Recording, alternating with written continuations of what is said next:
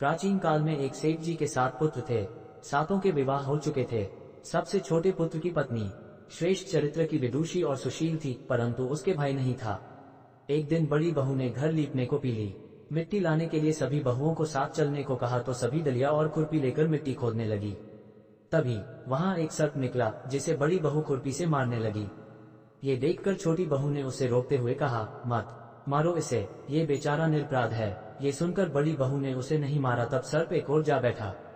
तब छोटी बहू ने उससे कहा, हम अभी लौट कर आती हैं, तुम यहाँ से जाना मत। ये कहकर वह सबके साथ मिट्टी लेकर घर चली गई और वहां कामकाज में फंसकर सर्प से जो वादा किया था उसे भूल गई। उसे दूसरे दिन वह बात याद आई तो सबको साथ लेकर वहां पहुंची और सर्प को उस स्थान पर बैठा देखकर बोली, सर्प भैया नमस्कार। सर्प ने कहा, तू भैया कह चुकी है इसलिए तुझे छोड़ देता हूँ, नहीं तो झूठी बात कहने के कारण तुझे अभी डस लेता।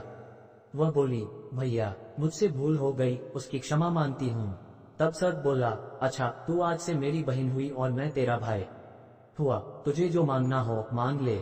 वह बोली, मेरा कोई भैया नहीं है। अच्छा हुआ जो तू मेरा भाई बन गया। कुछ दिन व्यतीत होने पर वह सर्प मनुष्य का रूप रखकर उसके घर आया और बोला कि मेरी बहन को भेज दो।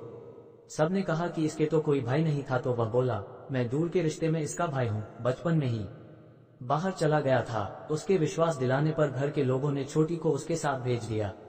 उसने मार्ग में बताया कि मैं वही सर्प हूँ, इसलिए तू डरना नहीं और जहाँ चलने में कठिनाई हो वहाँ मेरी पूंछ पकड़ लेना। उसने कहे अनुसार ही किया और इस प्रकार वह उसके घर पहुँच गई। वहाँ के धन ऐश्वर्य को देखकर वह चकित हो गई। एक दिन सर्प की माता ने उससे कहा, मैं एक काम से बाहर जा रही हूँ, तू अपने भाई को ठंडा दूध पिला देना। उसे यह बात ध्यान न रही और उससे गर्म दूध पिला दिया, जिसमें उसका मुख बेतरह जल गया। ये देखकर सर्प की माता बहुत क्रोधित हुई, परंतु सर्प के समझाने पर चुप हो गई। तब सर्प ने कहा कि बहन को अब उसके घर भेज देना चाहिए। तब सर्प और उसके पिता ने उसे बहुत सा सोना, चांदी, जवाहरात, वस्त्र, भूषण आदि देकर उसके घर पहुंचा दिया। इतना ढेर सारा धन देखकर बड़ी बहू ने ईर्ष्या से कहा, भाई तो बड़ा धनवान है, तुझे तो उससे और भी धन लाना चाहिए। सर्प ने यह वचन सुना तो सब वस्तुएं सोने की लाकर दे दी। ये देखकर बड़ी बहू ने कहा, इन्हें झाड़ने की झाड़ू भी सोने की होनी चाहिए। तब सर्प ने झाड़ू भी सोने की लाकर रख दी। सर्प ने छोटी बहू को हीरा मणियों का एक अद्भुत हार दिया था। उसकी प्रशंसा उस देश की रानी ने भी सुनी और वह राजा से बोली कि सेठ की छोटी बहू का हार यहाँ आना चाहिए। राजा ने मंत्री को हुक्म दिया कि उससे वह हार लेकर शीघ्र उपस्थित हो। मंत्री ने सेठ जी से जाकर कहा कि महारानी जी छोटी बहू का हार पहनेंगी, वह उससे लेकर मुझे दे दो। सेठ जी ने डर के कारण छोटी बहू से हार मंगा कर दे दिया। छोटी बहू को ये बात बहुत बुरी लगी। उसने अपने सर्प भाई को याद किया और आने पर प्रार्थना की, भैया रानी ने हार छीन लिया है, तुम कुछ ऐसा करो कि जब वह हार उसके गले में रहे तब तक के लिए सर्प बन जाए और जब वह मुझे लौटा दे तब हीरो और मणियों का हो जाए। सर्प ने ठीक वैसा ही किया। जैसे ही रानी ने हार पहना वैसे ही वह सर्प बन गया। यह देखकर रानी चीख पड़ी और रोने लगी। ये देखकर राजा ने सेठ के पास खबर भेजी कि छोटी बहू को तुरंत भेजो। सेठ जी डर गए कि राजा न जाने क्या करेगा।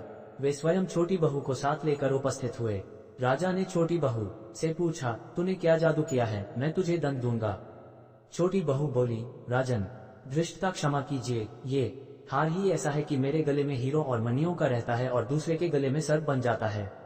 यह सुनकर राजा ने वह सर्प बना हार उसे देकर कहा, अभी पहन कर दिखाओ। छोटी बहू ने जैसे ही उसे पहना वैसे ही हीरो मणियों का हो गया। ये देखकर राजा को उसकी बात का विश्वास हो गया और उसने प्रसन्न होकर उसे बहुत सी मुद्राएं भी पुरस्कार में दी। छोटी वह अपने हार और इन सहित घर लौट आई। उसके धन को देखकर बड़ी बहू ने ईर्ष्या के कारण उसके पति को सिखाया कि छोटी बहू के पास कहीं से धन आया है। ये सुनकर उसके पति ने अपनी पत्नी को बुलाकर कहा, ठीक ठीक बता कि यह धन तुझे कौन देता है। तब वह सर्प को याद करने लगी। तब उसी समय सर्प ने प्रकट होकर कहा, यदि मेरी धर्म बहन के आचरण पर संदेह प्रकट करेगा तो मैं उसे खा लूंगा। यह सुनकर छोटी बहू का पति बहुत प्रसन्न हुआ और उसने सर्प देवता का बड़ा सत्कार किया। उसी दिन से नागपंचमी का त्योहार मनाया जाता है और स्त्रियां सर्प को भाई मानकर उसकी पूजा करती हैं।